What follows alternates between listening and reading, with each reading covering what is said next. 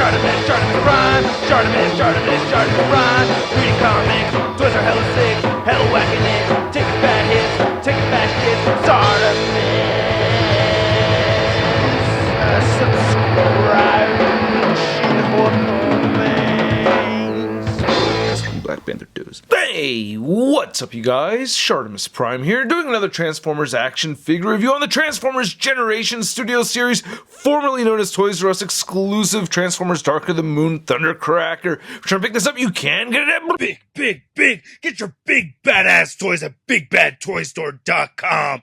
Click the link in the description below. And big thanks to Alfonso for sending this my way. Thank you so much, man. Didn't ask for it, just shipped it over right on. Very, very cool, because I really like the Seekers, as you already knew that. And then looking at the head sculpt, or looking at the head design anyway, it does look like it would match with Starscream already, you know? That's pretty cool. And then on the back, you can see some more product shots. There's Read Up over here, Read Up over there. And then you can see Thundercracker right there, more Thundercracker, and then you get a sliver window at the top. Not much more at the bottom, so let's get to it and crack this thing open. And here's Thundercracker out of the packaging, and I really dig this figure a lot. I know it is a reused Nitro figure. I never got the Nitro figure. I always thought that looked cool. I'd seen a couple of reviews on it, so I'm happy to finally have that mold in my possession. This thing looks awesome. I like the transformation. I like both modes quite a bit. I do have little gripes here and there, but first, let's get a closer look at that cardboard backdrop, which is ever so awesome, and then we'll get a closer look at Thundercracker. So here's looking at the backdrop. It tends to fall over for me a lot. I don't know if this is... No, yeah.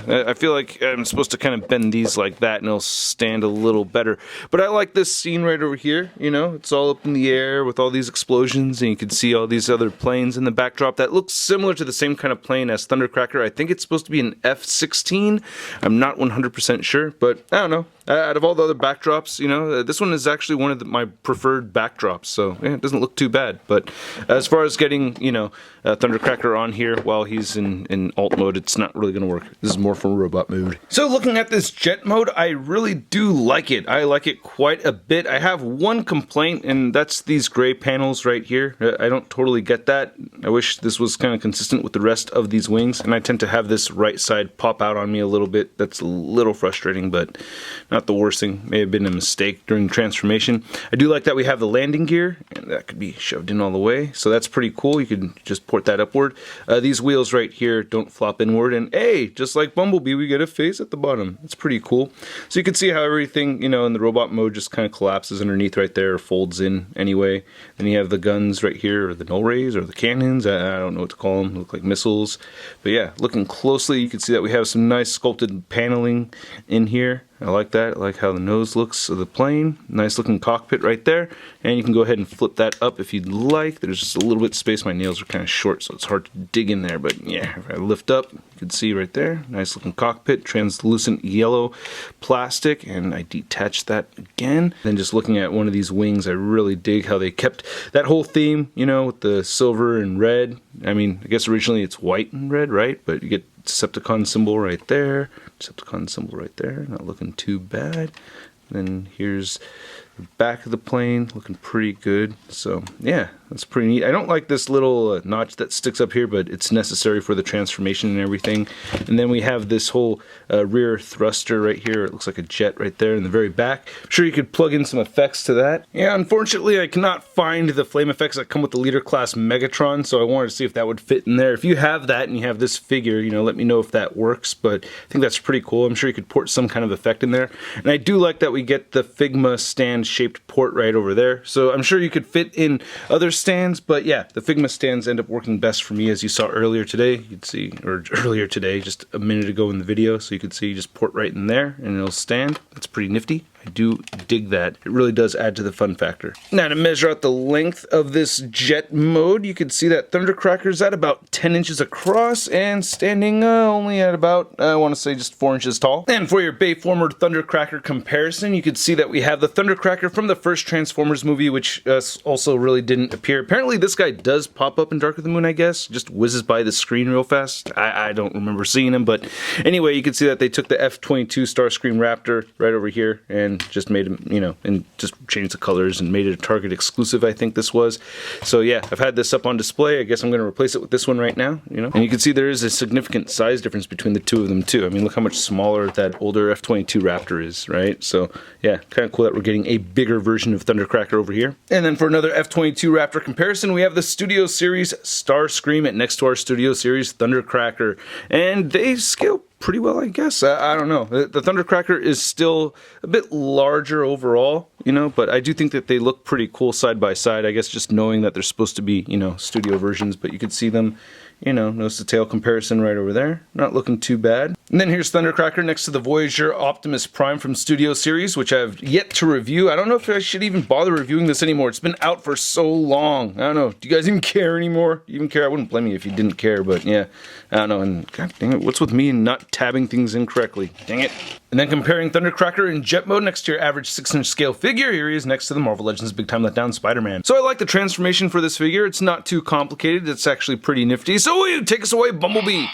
Okay, so first off, I'm going to fold up the landing gear right there, and then I'm going to lift the wings up, right, oh, this just keeps wanting to get tabbed out, but I'm going to lift the wings up right there, lift that up right there, and remove these missiles, and put them to the side, and port that off, and put that to the side, like so, and then I'm going to go ahead and take the legs, and display them outward, going out like that. And then on one side, on the right side, you can flip this up. Then that's going to help you swing the right arm all the way around. And I have to get this left arm down too. But to do that, you have to take the back piece, and this is all going to detach right here. There it goes, detaches from the arm, and fold that back, and you can see that tab that sticks up right there is going to plug right in, and I just take this side and fold that against there, and then we're going to take this left arm, swing that downward, get that into place, and then get this whole right arm swung up right here, and then fold this down. It's going to tab in to the body of the figure. Go ahead, tab in, there it goes. Then get these arms or these shoulders connected, get these shoulder pads down, and then move this leg back down to how it was before. And we're gonna connect at the crotch right there, and you can see the culito facing right at the camera right there. And then I like to rotate these so that you can see less of the pin. So I'm gonna do a whole 180 and then swing that down, do a 180, swing that down, and then rotate those thigh joints 90 degrees, fold the feet out, then move the arms down right here, fold out the hand, pull out that cannon right there, and then on this side we're going to go ahead and open up the whole nose of the plane, and then you get these two little pieces that come out right here. It's kind of like a crossbow kind of thing, which I don't know, kind of looks neat. And we're going to fold these up and swing it down. And I don't really like how it looks so much like the nose of the plane still, but I don't know, it's kind of neat having that little crossbow look going on. And then we're going to take the wings, fold this up, fold that up right there, and I like how this connects. It's just going to make a little box, and you're going to fold that little piece in, and it all tabs in nicely. And go ahead and just fold this all together. I'll tab in and fold that in right there. Then you could take these pieces and add them to the back so that you could have some, you know, some, I don't know, back missiles going on. All right, and now we have Thundercracker in his robot mode, and this looks pretty awesome. I'm pretty stoked about this robot mode. I gotta say, I do like it. You know, again, little things that bother me here and there, like that obvious lack of ankle pivot, that bothers me. That's not fun, having the foot in the air and everything. Yeah, so yeah, I like having the feet flat on the floor. But anyway, this is a pretty cool looking robot mode, so let's get a closer look. Ooh, he's wobbly. So here's looking at the Thundercracker head sculpt, and I love it. I really like this head sculpt a lot. For your Thundercracker comparison, or face comparison anyway, you could see the first version right over there from a while ago, and then we get this new version right here. One reason why I like this new version so much is that it does remind me of Starscream. You can see that he has mandibles right over there. You can see all those eyes. It's like almost like a spider or something. So I think that's pretty cool.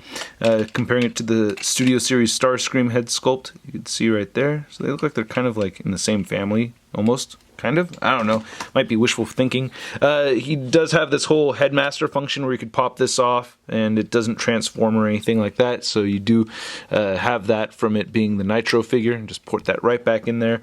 But I really like that metallic red that we're getting for the eyes, and I like the sculpted details that we're seeing right there.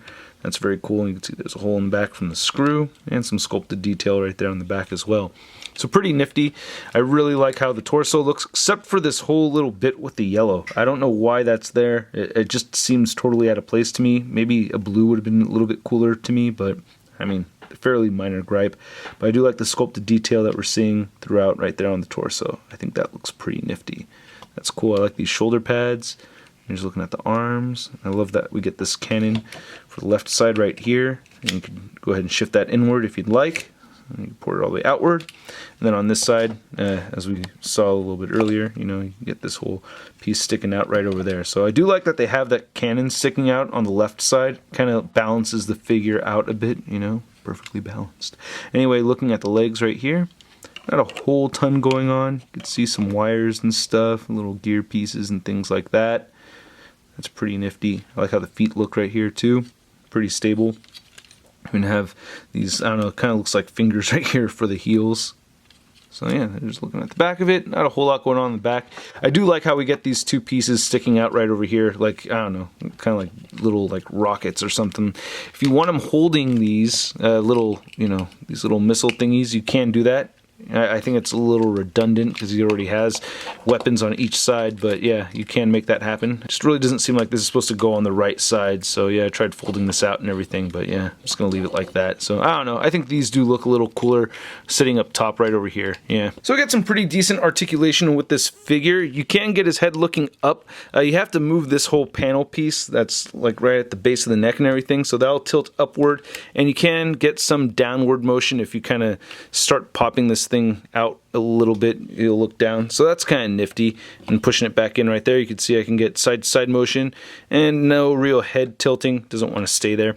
I like that we get little flaps right here for the shoulders. You can get the shoulders moving outward that far. They can rotate down, and you can do a full 360 motion right over there. And then you also get rotation at the bicep. You get a single jointed elbow and no wrist articulation or anything. Same thing with this side with the shoulder. This, for some reason, just this side only wants to unhinge right over here or detach, and it needs to stay there. You can go ahead and have the shoulder move outward without that whole piece coming out, so that's why that's a little frustrating. I wish that stayed in just a little bit better, but yeah, same thing. You get the single jointed elbow right here, and yeah, so no wrist articulation or anything. No torso movement at all, so that's a little bit of a bummer. You do get the hip joints, so you can do full on splits. You can kick up that much and not move back more than that. You get a thigh cut right there, and then you get the single jointed knee, and then you also get this knee flap right there, and then the ankles do move down and they move up, and there is no ankle pivot. I really wish this had ankle pivot. Now to measure out the height of Thundercracker in his robot mode, you can see, I don't know, to the top of the head at about 7 inches tall, to the top of those missiles over there, 7.5 inches tall. And then for your Bayformer Thundercracker comparison, you can see the Studio Series version next to that first version of the repainted Starscream. I'm noticing right here, this is a very light blue compared to this blue. This is a very dark navy blue. I think original Thundercracker is kind of like right in the middle. And then for our Studio Series Seeker comparison, we have Thundercracker next to Starscream, and I like how these scale together. I think they look pretty good. Thanks to whoever reminded me, I did port the weapon on the left side all incorrectly, or I forgot to demonstrate that. You know, this weapon just goes right into the wrist of Starscream. You're supposed to swing the whole hand down, and it connects right there, and then you just take these two tabs, and they go into the two ports right there, and boom, there you go. And just because I think it's awesome, I wanted to bust out another Studio Series figure. Here we have Blackout next to Thundercracker, and yeah, for a leader class, that is kind of small, especially compared to this Voyager class figure, but I still think that looks really cool. And then here's our Studio Series Thundercracker figure. Next to your average 6-inch scale figure, we have the Marvel Legends Big Time Letdown Spider-Man. Thundercracker, huh? So you're supposed to make really loud noises, huh? Well, can you beat this?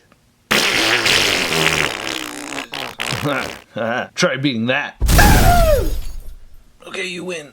I gotta give a big thanks to you guys for watching my video, especially those of you that watch all the way from the beginning to the very end. It really does help out this YouTube channel quite a bit when you do that, as well as when you hit that like button if you like the video. And please leave a comment down below letting me know what you think of the figure. Let me know what you think of the review, and if you have not subscribed yet, please hit that subscribe button as well as the notification bell.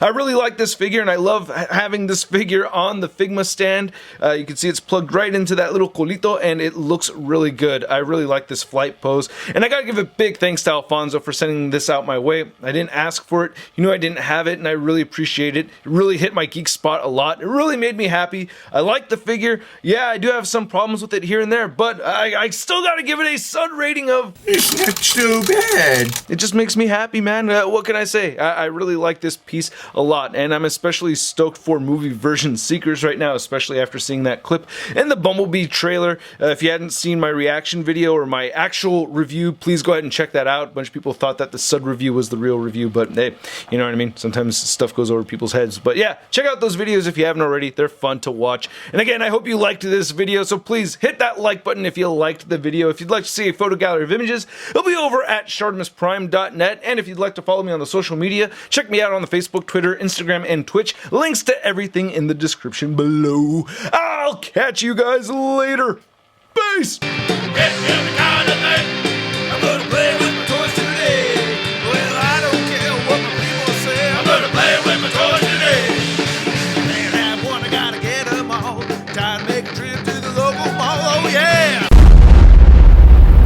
That's crispy.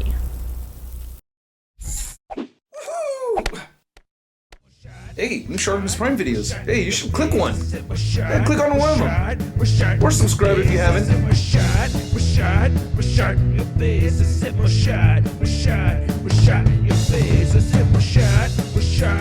face,